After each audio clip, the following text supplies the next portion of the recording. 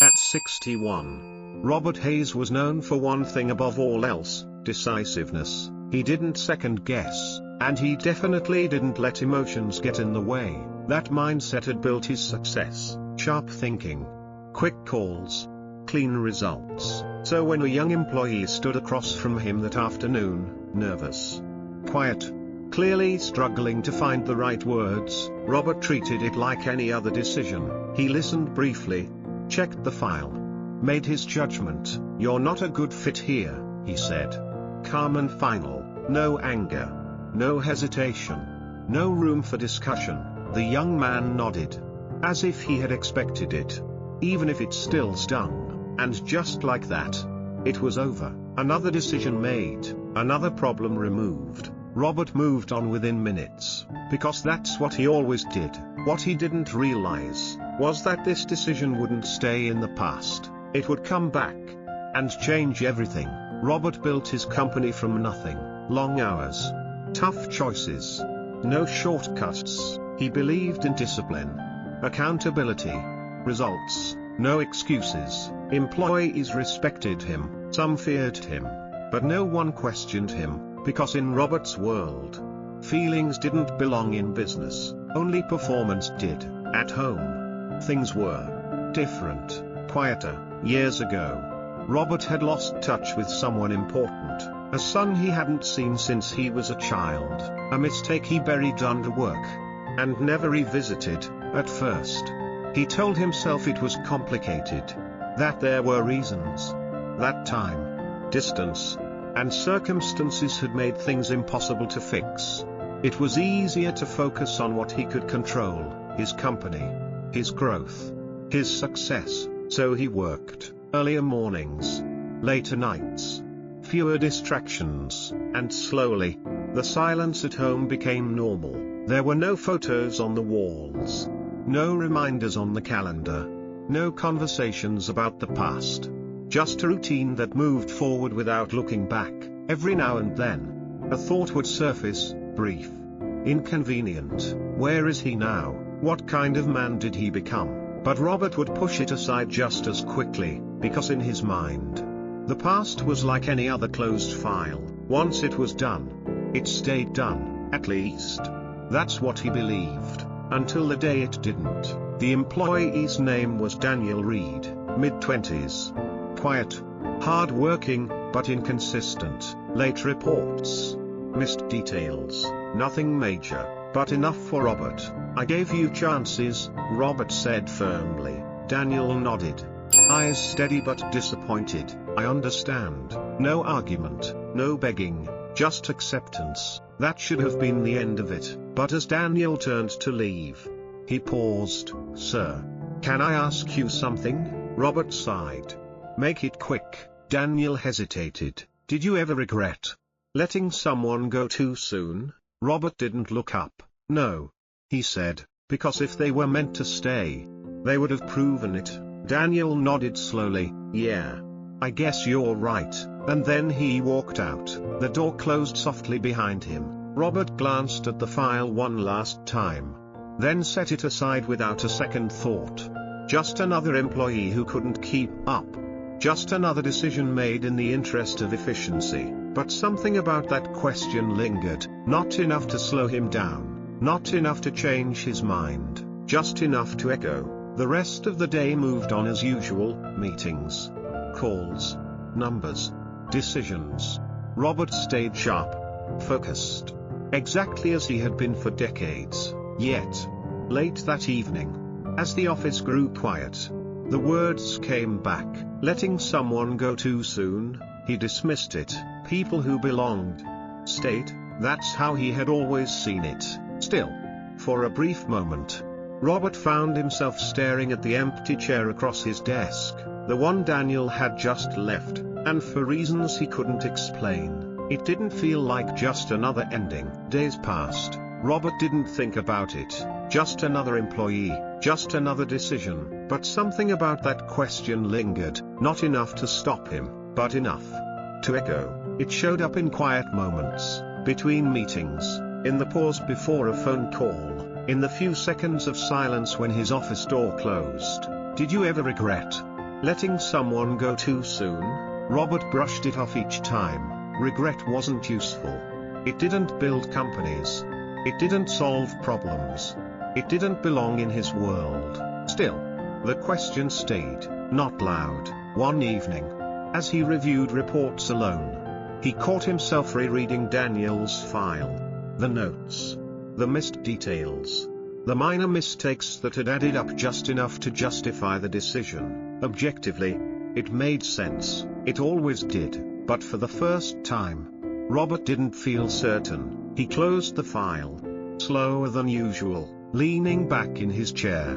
He stared at the ceiling for a moment, something he never did, because thinking backward wasn't his habit. But that night, he didn't move on right away, and somewhere beneath the surface of logic and routine, a small, unfamiliar thought began to form. What if I was too quick? A week later, Robert received a call from an old lawyer, a name he hadn't heard in decades. I thought you should know. The man said carefully, your son has been trying to find you. Robert froze. What? He's been using a different last name. Reed. His mother's name. Silence. Robert's mind raced. How do you know this? He recently filed documents trying to confirm paternity. He listed you. Robert's grip tightened. Where is he now? He was working at your company. Everything stopped. The room, the air, time itself. What's his name? The answer came quietly, Daniel Reed. The line went silent. But Robert didn't move. His mind replayed the moment, the office, the file, the question. Did you ever regret letting someone go too soon? His chest tightened. Not just an employee, not just a decision, his son, standing right in front of him, and he hadn't seen it. Robert stood up abruptly, the chair scraping behind him. For the first time in years, his thoughts weren't clear. They were scattered. Urgent, he reached for the phone. Dialing HR before he could think. Find him, he said. Now. But even as the words left his mouth, he already felt it, that sinking realization. Some decisions don't wait to be reconsidered, and some mistakes, you don't recognize until it's already too late. Robert sat there long after the call ended, replaying every moment, the interview, the reports, the hesitation in his voice, that question, did you ever regret letting someone go too soon? It wasn't just a question, it was personal, and Robert had answered. Like a stranger, he rushed to HR, but Daniel's file was already closed. No forwarding address, no new employer listed, just gone, just like that. For the first time in decades, Robert felt something he couldn't control, not a problem to solve, not a decision to make, a loss. He went back to his office, shut the door, and stood there in the silence. The same office where he had built everything.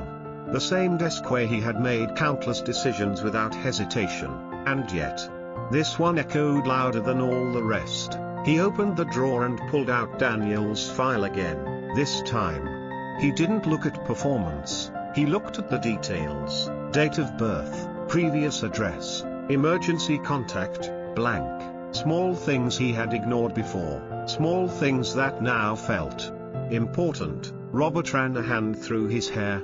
Something he hadn't done in years. How did I not see it?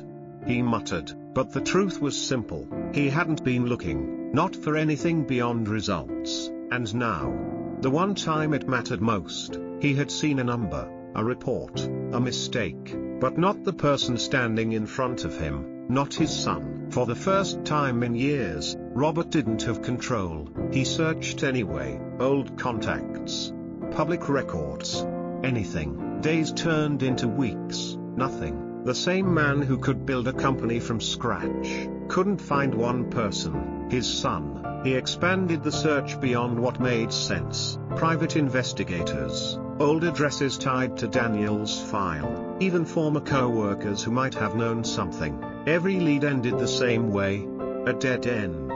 A polite "I'm not sure," or silence. Robert began staying later at the office again, not to work, but to search. The building would empty out, lights turning off one by one, until only his office remained lit. The same place where he had let Daniel go. Without a second thought, now. It was the only place he could sit with the weight of it. He replayed that day differently each time. What if he had asked one more question, looked up for just a second longer, listened instead of deciding? But questions didn't change outcomes, they just made the silence harder to ignore. For the first time in his life, effort wasn't enough, and success couldn't fix what he had lost. Then one evening, an email appeared, short, simple, from Daniel. "I heard you were looking for me." Robert stared at the screen, then typed, slower than he ever had before. "I didn't know." A long pause, then a reply. "I figured."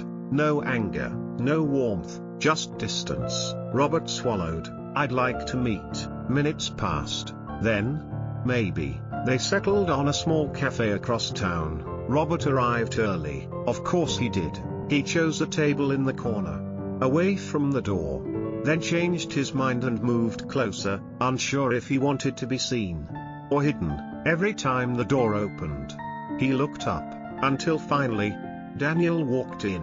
Same steady eyes, same quiet presence, but now Robert saw more. Not an employee, not a file, a life he hadn't been part of. Daniel approached slowly and sat down across from him. For a moment, neither spoke. Then Robert said, carefully, "I owe you more than an explanation." Daniel shook his head slightly. "I didn't come for that." Another pause. "Then why did you come?" Robert asked. Daniel met his eyes. "Because I needed to see if you'd show up." When it wasn't about business, the words landed heavier than anything before, and this time, Robert didn't have a quick answer. They met at a small coffee shop. No suits, no authority, just two men, sitting across from each other. Robert didn't know what to say. For once in his life, he wasn't in control. "I'm sorry," he said finally. Daniel nodded, not accepting, not rejecting, just listening. "You made a decision." Daniel said, "Yeah." Robert replied, "I've made a lot of those." A pause. "This one, I regret." Silence settled between them, not comfortable, but not closed either. "I'm not ready to call you Dad." Daniel said, "I understand, but we can talk." Robert nodded, and for the first time in a long time, that was enough. They didn't stay long. No dramatic reunion, no emotional breakthrough, just coffee and conversation. Careful, measured, real. They talked about simple things, where Daniel had lived, what he liked to do, how life had been. Without him, Robert listened more than he spoke. Every word felt like something earned, not given. When they stood to leave, there was hesitation again, not awkward, just unfamiliar. "I'll reach out," Daniel said. Robert nodded. "I'll be here." No handshake, no hug, but this time, Daniel didn't walk away like a stranger, and Robert didn't watch him like a boss, just a man, hoping he wouldn't let someone go too soon. Again, Robert went back to work the next day, same office, same decisions, but not the same man, because he finally understood. In business, you can replace people. In life, you can't.